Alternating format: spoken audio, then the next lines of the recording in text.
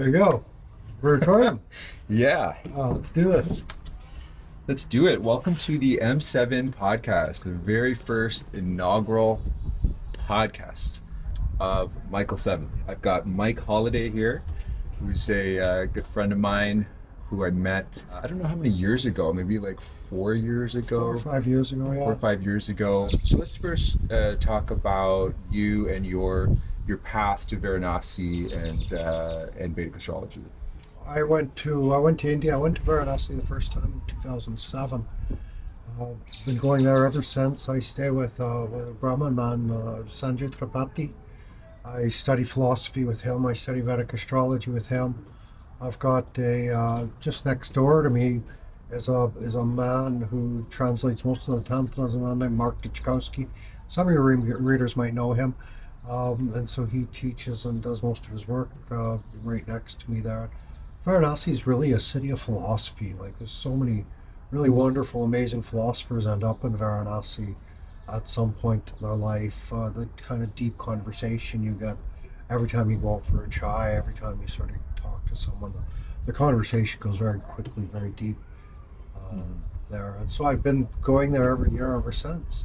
Varanasi is known as, quote, like the holiest city in the world, believed by a lot of people. How did it get that name, and how have you been able to interact with these gurus that are there, and they do they see you as a like an equal, like they invite you in and Oh, very much so, yeah. Well, part of it is just the length of time, the amount of time that I've spent in Varanasi. There's a few other foreign people who have spent as much time as me, but not so many, and so I'm very, very familiar over many years to these people. I got like little kids come up to, well, not little kids, but adults like 20 years old come up to me and be like, "Hey, Mike, you remember me? You know me?" And I'm looking, like, well, I've grown up. I've seen you the whole time since I was a little kid. I've known you. And so there's this connection in Varanasi, just sort of almost feeling like a part of the city now. But for quite a few years now, if you show up in Varanasi and you start asking about looking for someone who knows something about philosophy or Vedic astrology or that kind of thing, very good chance you'll get sent to me. Oh, go look for this guy. He hangs out on that cat. He goes to that restaurant. And so I've been talking philosophy with people there for a long, long time. You mentioned the Ghats. I mean, that the presence of the burning Ghats must have a very profound presence there. Well, this goes back to, you mentioned Varanasi being the holiest city in the world, and I think this is really what makes it so, because, well, they say Shiva lives on the cremation ground. Shiva is the spirit, where Shakti is the matter. So the body, you could say, is Shakti. And so Shiva's the spirit. And so for most people, they're going about their lives, they've got jobs, they've got families, they're going about just a normal materialistic life, nothing against that, but they don't stop to think about the spirit very much. But Varanasi, anybody who goes to Varanasi will go down there and they'll see these bodies burning. Maybe it's their own loved one burning down there. And so then they'll start to think about spirituality. They'll connect with Shiva.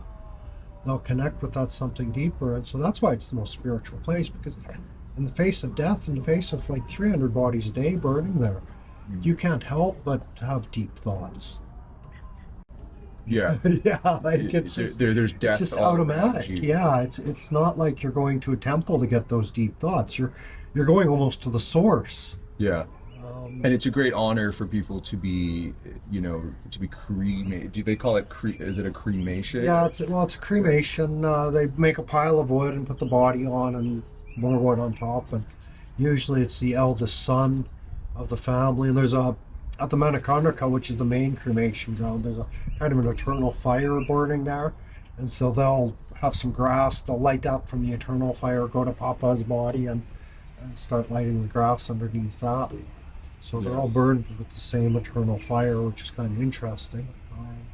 Yeah. So Vedic astrology, when did it really just hit you? Like, how did you know, like, this is something that I need to pursue? So I've always studied, all my life I've studied like philosophy and astrology and a bit of occultism stuff. I never dove into it too much in the West, maybe some general knowledge. because it never really proved itself to me when I was younger. And when I first went to India, I was studying Buddhism actually, and so I went through that path and studying philosophy. I ended up in Varanasi studying Hindu philosophy, and really just a lot of I got about my second year in India, I think it was, when I went to Sanjay, the man I study with, and I live with them now. And I said, Sanjay, what's up if it's karma and past lives, future lives, if it's all just cycles and cycles and cycles, then astrology should work. You should be able to predict if it's just a cycle.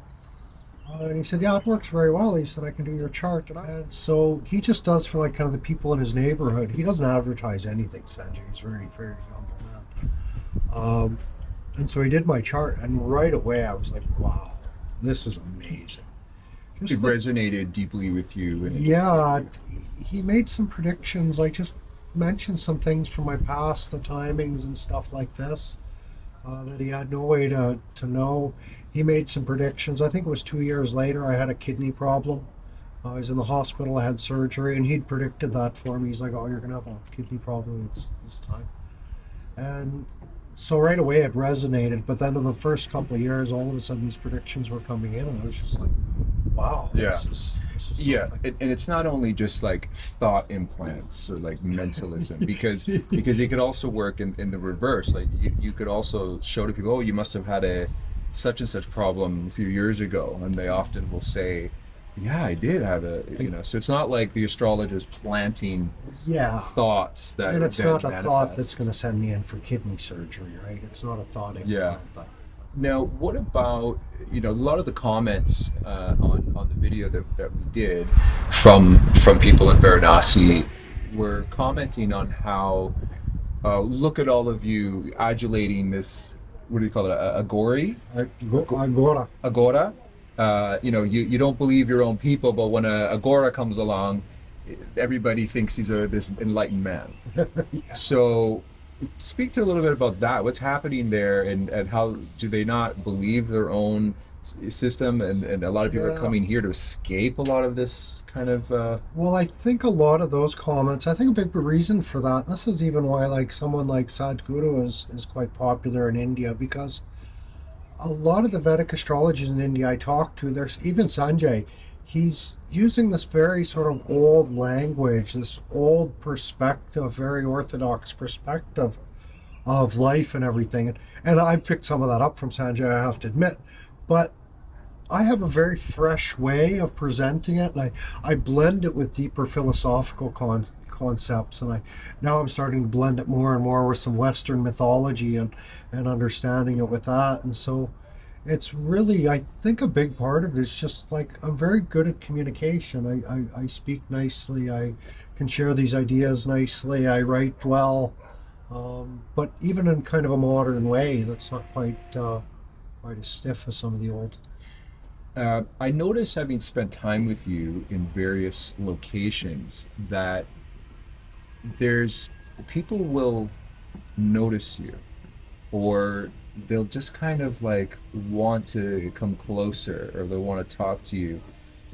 Was that something that you experienced before this sort of Varanasi experience and the Vedic astrology? You worked in construction before. Yeah. And I've noticed that you have different like levels. Like all of a sudden you just become this, like, sometimes you look like that construction worker, and sometimes you just become this Baba that's all of a sudden just dropping these like incredible, wise, big, mind-blowing concepts. And so have people kind of were people noticing this about you before? Yeah, a little bit. I was one of those students that sort of stood out in school a little bit. Really good at all the sports, really good at it in school and my education and things. But I grew up more like, kind of grew up in very small towns and lived in a lot of forest areas, and so I spent a lot of time myself alone. And I do that. I travel solo most of my travels now for years. I've been just these solo travels. And so there's this sense that a lot of what I do in the Vedic astrology, when I talk about, 'cause I just immerse my life in this. It's all I really have to talk about. It attracts a lot of attention. And there's a side of me that kind of likes that attention, but there's that other side of me that wants to sort of retreat And so I think too, I teach this idea of a secret. What's special and beautiful to you, keep that a little bit to yourself. And so I feel that way about my knowledge and things I've picked up. And so when I'm generally traveling, I don't like to show it off. Just normal dress as much as I can, normal, just go about life. Um, and then you meet those sort of gems of people that can really sort of connect with what I know and what I've done with my life, and then that gives me that. Okay, now I can open up. These people can appreciate what I have to share. Yeah, I remember once you talking about how some local Varanasi people would be like, "What are you doing here? Go back to like, why are you learning this? Why are you learning this?" Do you remember that? Like, what? Well, that was even in a sense, Sanjay, my teacher, told me that.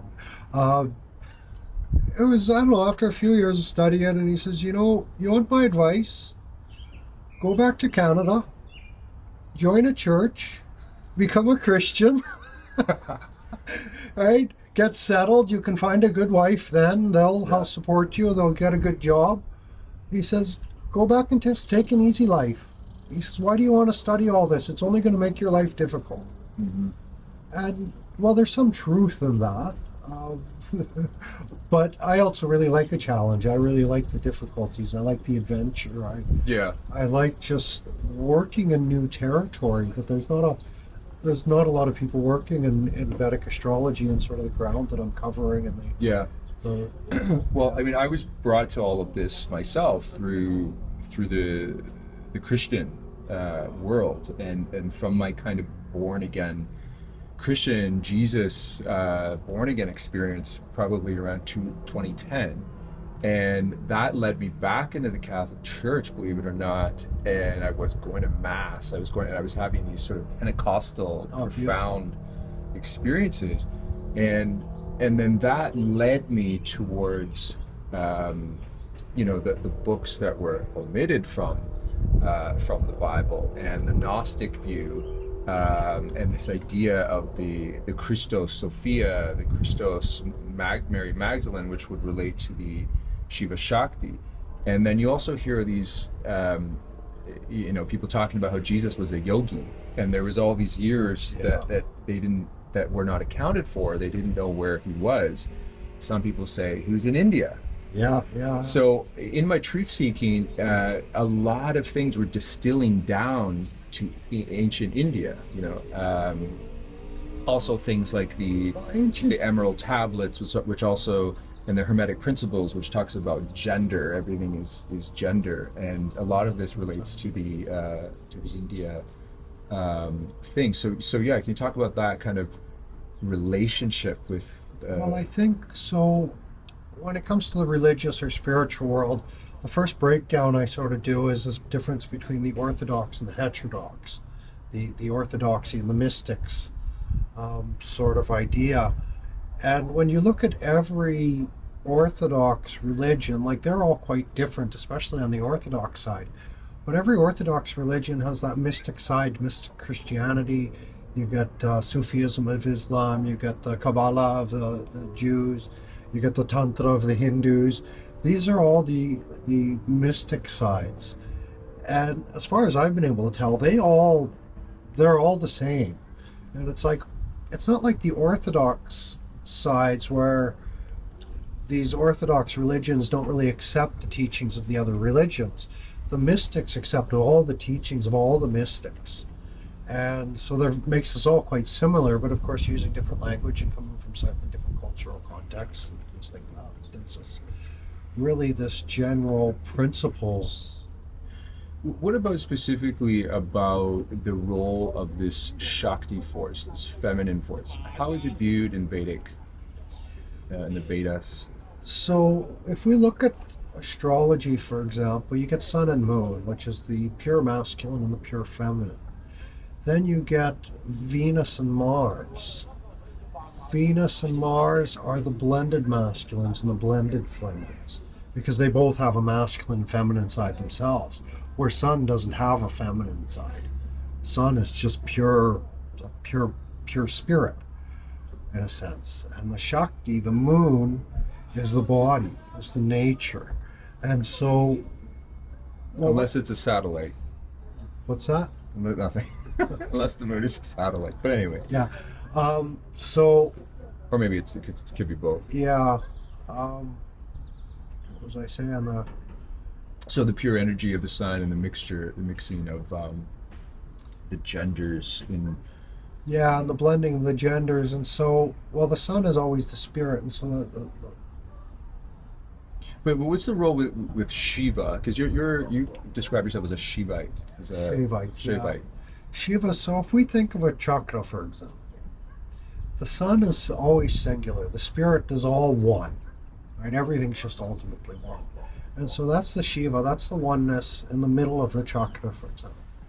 And from that chakra, there's all these spokes that rays or spokes that come out, and they connect with the Shaktis.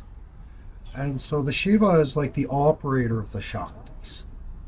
It's like who you really are is the agent of the body.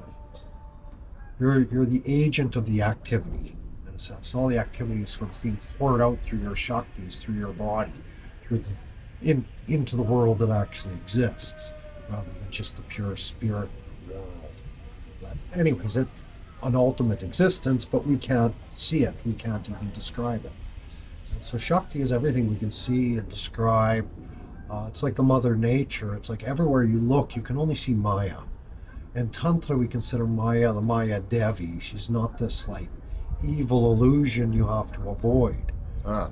Where the Orthodox people, they're saying like, just stay away from all that. Like this world is illusion. Mm-hmm. Stay away from the world, in a sense. Stay away from the world and go towards what? Like meditate in the cave and in the Himalayas? Yeah, well, this is ultimately what they start to say, and then they start laying down a whole bunch of rules, in a sense. But what do they experience that they're saying? Listen, that's Maya. Listen to what we're experiencing here. We're going into these realms of what, like the big like Om of the universe. Like what are they experiencing? Yeah, so because you've spent time with these people. And, oh yeah, I've lived with them. I've walked with them. Sadhus. Yeah, I've been living with the monks for years now. Most people, like almost my students from India, they consider me a monk, whether I so how common is or this? How common is this sense that the Maya Shakti is the illusion? Stay away from it, because I think this is the big question. Yeah, no, that's the Orthodox side of things, Right. and so the reason they say that is because if we look at the gods, so nobody pays attention to Brahma in India. He has one temple. Everybody's looking at Vishnu, the operator, and Shiva, the destroyer. So you've got the order and the chaos. And so all this Maya is chaos. All this body stuff is sort of considered sort of chaos. It's not true.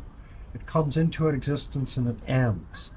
The only thing that's true is that which is beyond. And so the spirit is the only thing that's true. And so really all of us, whether you're on the Orthodox or the unorthodox side, your goal is to sort of merge with the spirit and experience that spiritual existence of it all, the spiritual bliss.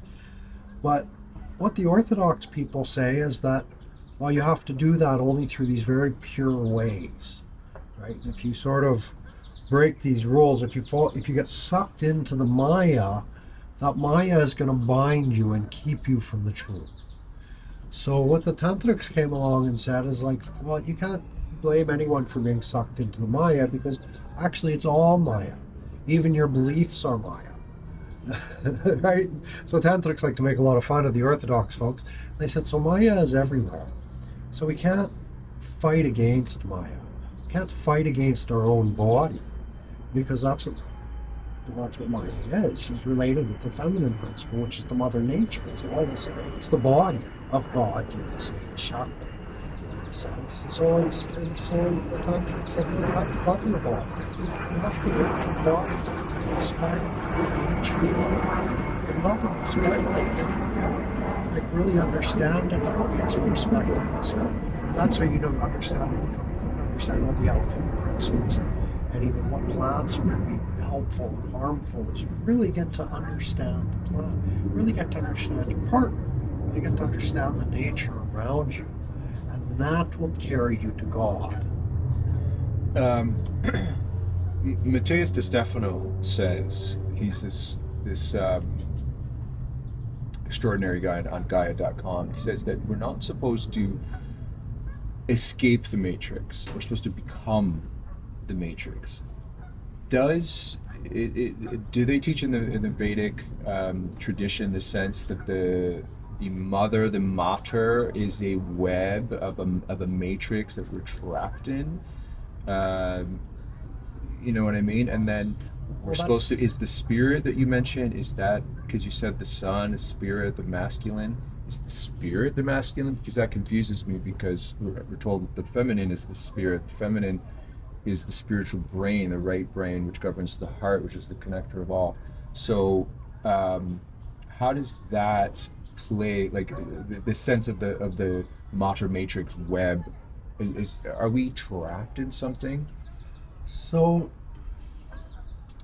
I guess one of the main principles of, say, tantric empowerment might be that you turn your limitations and you turn your faults, you transmute those into powers, right? So wherever you're limited, say, you keep hitting that limitation, what happens is you become good at that thing, actually. And so really that's how the tantrics sort of see Maya. So it's just something that limits us. But it's not really limiting us as individuals. It's limiting Sharpening us. It's limiting the universal energy. So that now we're in this particular limited form. But what those limitations do, actually, they become our special powers, in a sense. Like, I even notice this with my bad hearing, for example. Because I don't hear well, I tend to do all those actions to really focus and listen to people. And people are like, wow, you're an amazing listener. And it's some of my magic. Actually, is my bad hearing. Gives me this great listener sort of thing. And then I always have to ask people, like, well, can you repeat that again? Yeah, you do that all the time with me. And so it's like, oh, wow, he's really listening to me. And that's because my hearing is bad. And so this is really the secret of it, is turn those limitations and understand them as these special powers. Mm-hmm. Really, they're our superpowers. Mm-hmm. And so that's really what the tantric transmutation is doing for empowerment, is making those limitations into your superpowers. You mentioned that in our video, that the 25 top fell below and the 25, and you're supposed to transcend them and become your superpowers. Yeah. How does that relate to your birth chart and the placement of things that can kind of sometimes be, sometimes you say things about a chart or about my chart, and it's sort of like this, I can't do anything about it. I mean, this is, you got this and this from the 12th house. I mean, whoa, like. But yeah. I like to approach life from that sense of the transmutation, and like these limitations become strengths. Yeah, well, no, as a traveling philosopher, astrologer, when you give a reading, are you imparting that sense to each person that these limitations can become actually your strengths? I mean, you point out these dark elements of a person's chart. Do you wrap it with that sugar coat of I try to, I guess. I do what I can when I'm talking to people. I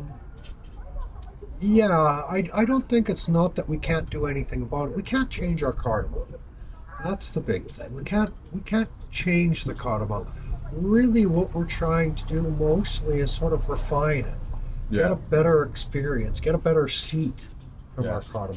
And so the spiritualists will say, well, you have to take the witness perspective. And so you're not taking the things that happen to you in a personal way. It's just like, you just watch it and you let it go and continue. Is this a universal concept, this idea of you can't transcend your karma?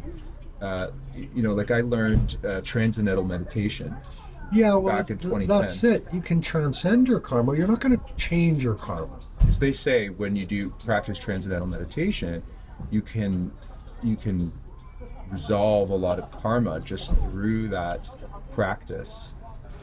Yeah, well, it's sometimes I wonder about this, whether it's chicken or the egg, when it comes to spiritual practices. But there's certainly Vedic or through astrology, there's a very strong correlation between spiritual practices and smoother karma. Uh, so that's definitely a thing. It's not that you, again, it's a refinement of your karma, what you're doing, or a big part of it, what the ultimate sort of moksha is just realizing that you're much more than the sum of your karma. You're more than the sum of your parts. You're more than your birth chart. You're more than your birth chart. So how that's do we transcending. how do we your transcend our karma. birth chart? It's just that's why we talk about tantra as being like recognition, because you are more than your birth chart. You are a spiritual being. You just have to recognize it. You just have to realize it. And so a lot of the spiritual practices, that's what they're trying to help us do. A lot of spiritual masters are trying to help. You're like the Zen master, he hits you with a stick. You're more than that. No, you're more than that. And that's really what the Tantra is always like, you're more than that. Oh, I realize who I am. I'm Shiva. You're more than that. Right? And so that ultimate realization is that you are Shiva, that you are the center of the universe. You're the center of the chakra. Like, I don't think, just one more Yeah. thing here. I don't think it's been resolved at what the center of the universe is. It used to be the big argument between the church and the scientists. Is the sun the center of the universe, or is the individual the center of the universe? And I think there's still a very strong argument for both of those, because we're all the center of our own universe. But this more from the particular perspective, but from the universal perspective, then while the sun is the center. Yeah, it certainly that relates to me because the Truman Show, the True Man Show, Jim Carrey, that movie where he realizes that his whole life has been a movie and it's behind the scenes people are watching and like affecting everything, and Okay. he sort of figures it out at the end. And it's Truman, the True Man Show. So that relates to me because I often feel like I'm in this reality where it's totally my reality, just the way everything, all the synchronicities and how everything fits. So you're saying that, yeah. The thing about that, okay, so we have our own reality and we are the center of our own universe in a sense, but what spirituality then is spirituality is yoga. Spirituality is anything that brings unity. Yoke. Yeah, yokes things together. Even religion, that was the original definition of religion. The word was to yoke, actually, also. So same sort of thing. And so it's to bring a unity between us and God, or to bring a unity between the people of shared belief. In a sense, so it's yoking in a couple different aspects, but we can't forget the shared aspect of that. And so, okay, you're the center of your universe, but now your level of spirituality almost seems to depend on how much you can still be the center of your universe and coexist with all the other universes. My universe, your brother's universe, and so we need to be able to coexist. And so if you're too much in your own universe and you're not getting along with others, it's not a very spiritual universe. What are the daily practices that these people, these sadhus, these people that you've encountered in the Himalayas and in these incredible places?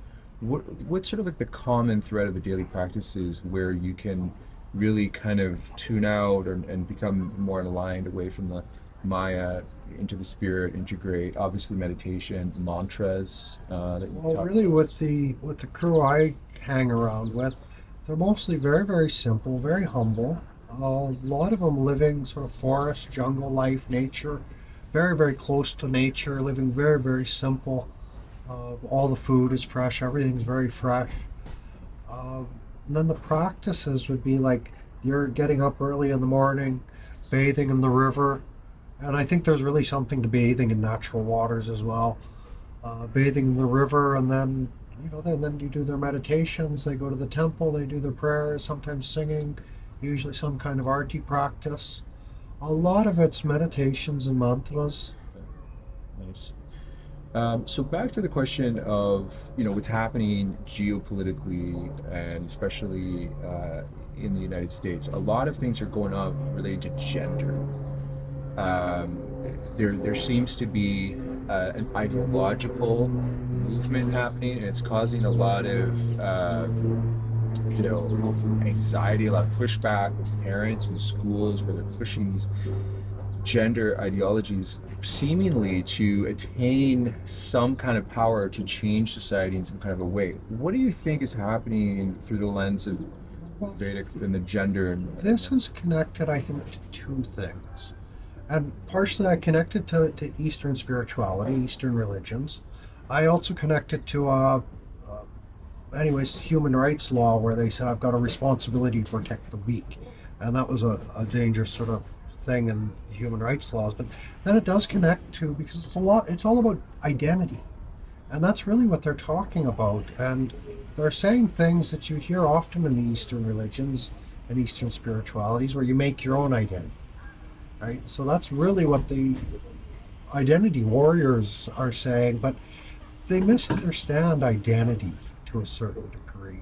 They misunderstand who they are. So if you look at astrology, for example, there's different versions of who you are in a sense. Every house is almost a different version of you. And so we'll say the first house is who you are. And the second house is the face you show to the world. The third house is sort of your self-narrative, the story of who you are. And so that's really, I think, what a lot of these political identity warriors are getting mixed up, is they think they can become the story of who they are. And they're getting that confused with who they actually are. And so that's a third house, first house sort of conflict going on there somehow. But then there's a sense of identity. And my big problem with it, and I can't even say it's a problem, because I don't care what anybody believes. Like, go on, as long as you're not stepping on my toes, continue on with it.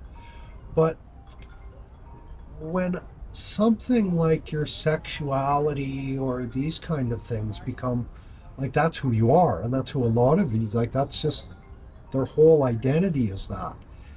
My only thing is, like, dude, you're way more than that. Way more than that.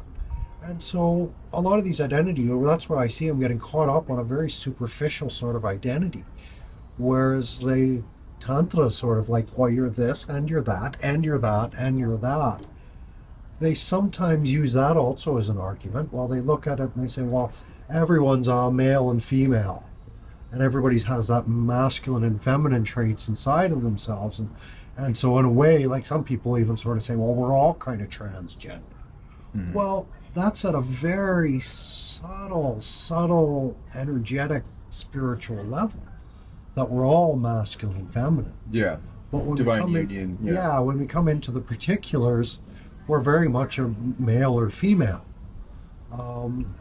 So what do you think about conscious community and the fixation on Gaia, the Mother Earth, and is this community that's all around the world, are they engaging in this hopeless kind of too much of an attachment to the Maya? Like, what's your I think impression of that's essentially where the tantrics are going and where the mystics go.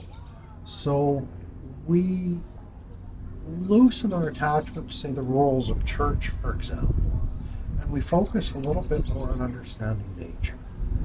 And really, if we think about it, if the whole world spent more time understanding nature, well, it would save us from this path of destruction we seem to be on. Right. And so, no, that connection with nature is very, to me, that's it. If you can love and respect nature, if you can love and respect those you're around, then you have a spiritual practice. Then you can really call yourself a spiritual person. And that's sort of what the Orthodox sides tend to miss out on there too, because you say, oh, they're not following the rules, they're evil, they're going to hell. You know, this kind of thing, where it's like, just chill out on the rules and appreciate this, what God has given us. Is that the ultimate purpose in Tantra? Is it the divine union? Are we all supposed to be trying to find this? Well, that's again in Tantra, the ultimate aim is the recognition. And so it is sort of, recognizing that you have a masculine and feminine side. And so even right now, you are having having this conversation, we're having this nice talk. So when you're talking to me, that's you expressing your masculine side. I'm sitting here listening to you. I'm letting your words penetrate me. That's me embracing my feminine side. And then I start talking to you, and now you're being passive and letting my words come into you. And so you're taking that feminine role. And so we're all doing that all the time. It's just a very natural way. And so the person who can't listen, right? Maybe they're blocked in their feminine side. They always want to be talking. They always want to be the boss and commanding things. They never listen to anybody else. Right? Now, you mentioned the polarities a couple times. This, like, it seems like we're all getting pushed out to the ends of everything. Now, I've said the cure for that is that we have to start. I've said other places that we have to start seeing the world from the perspective of our enemies. And so for the mystics, you could say out here, we have to try to see the world from the perspective of the Orthodox people, which is the great challenge, in a sense. You know, if you're a communist, you have to start seeing the world from the perspective of the capitalists. If you're a capitalist, see it from that. So in political, all the spheres. But I think what this is we think of this, so the whole universe is energy. It's this expansion and contraction, this coming in and going out. And I think that's really in regards, it's not just a one-sided thing. It's coming closer together, unifying, and pulling apart. And so the whole universe is sort of on this expansion where we're all being pulled apart from each other. And so we'll come to our critical tipping point, the limit where we can't sustain being any further apart, and we'll start to come back together again. Are there people in India that are recognized as already having this polarity within themselves, this sort of masculine, feminine? We would call, in indigenous communities, they would call them two-spirited, LGBT, whatever. I mean, where they have this, because we look at historically, indigenous communities hold in reverence people that have this two-spirit. Does this exist in? It's kind of interesting how that plays out in India. So they have the Hajaras. They just started a union or something, or else some kind of special recognition. Anyways, but they're usually considered eunuchs. But I imagine there's kind of cross-dressers or trans in there included as well. Like people go to them for special blessings and. Well, not usually. Maybe not. There probably are some special gurus within that caste. But what they do is they don't really give blessings, but they won't curse you. So you have to be nice to them. Don't judge me, and I'll. Yeah, they'll come on the train looking for money, and every man will give them money because otherwise you've got a curse against your family or your virility. And so all the men. Really, is that like a known thing? Like if you. Oh, all over India, yeah, you'd see people jump for their wallets. Wow. To avoid the curse. The curse of the Hijras, of the eunuchs. Wow. Yeah, that's a whole Never heard of caste of themselves in a sense. I've never heard of that before. Yeah, so they've got some that black magic power where people are a little bit afraid of them. Oh wow, that's Yeah. interesting.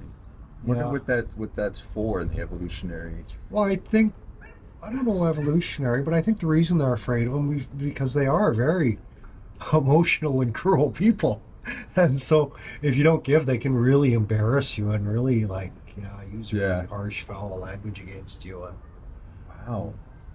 dress like a woman, and so you can't do anything. Do you see that same archetype here in the Western, in the Canada kind of thing? There is, I see think, that? in the modern political movements, there is that sort of sense, like you have to be nice to that caste or they're going to make your life hell. In a sense, there's a bit of a threat that comes with it, in a sense. And I Yeah. would say that's certainly in the LGBT. Yeah, maybe it's an evolutionary thing that's trying to get people to focus on these particular people that hold this polarity. That if they do live a spiritual life, that they do have profound gifts to society, and there's different archetypes Yeah. that they fall into. You know, there's the Christian de la Huerta, my friend who wrote the book Coming Out Spiritually, talks about these archetypes, and you know, they're catalytic transformers, they're death duelists, they have a foot in spirit, a foot in matter, and they help bring this polarity. we're talking about how we're being pushed towards the far ends of the spectrum of polarity. Well, if these particular people are honored and they follow a life where they see themselves as honored, then their gifts can really come forward, and this kind of polarity can be brought into the center more. So I wonder if, on an evolutionary standpoint, if the reason why these curses are kind of happening, it's like, don't you understand that? Well, this is But there is something partially off-putting because- about their energies. I get it. because they sort of represent, aside from death, for most men, that's like our greatest fear is being castrated, for example. Right. And so they sort of do represent the greatest fear, especially for most men. And so there is that side that if you, instead of pushing your fears away and trying to outcast them, you sort of embrace them and support them, like very much, yeah, you're going to get a much nicer result from an unstable person if you're being nice to them and supporting them, and if you're trying to push them out and cast them out in a sort of sense. So that's again the fears as well. If we don't cast our fears out, if we keep them a little bit close to us, they lose some of their power, and they can help us. They can support us. They can even become our own superpowers in a sense. Right. I mean, is there evidence of that where the support of brings forward blessings and these particular? Yeah, well, there is a sort of like there's the blessing they get to, like, roughly speaking, for begging. There are certain advantages they get. Used to be a lot of eunuchs working in the king's court, and there was sort of a whole caste of this. That was these sort of support service workers in a sense. And then there was that sense of, since they were castrated, well, that's why they were often the servants of the king's court, because you don't want a bunch of virile young men working with your queen, for example, right? As a king, you're just going to say, okay, just either women, or get rid of those parts, and now you can work with the women.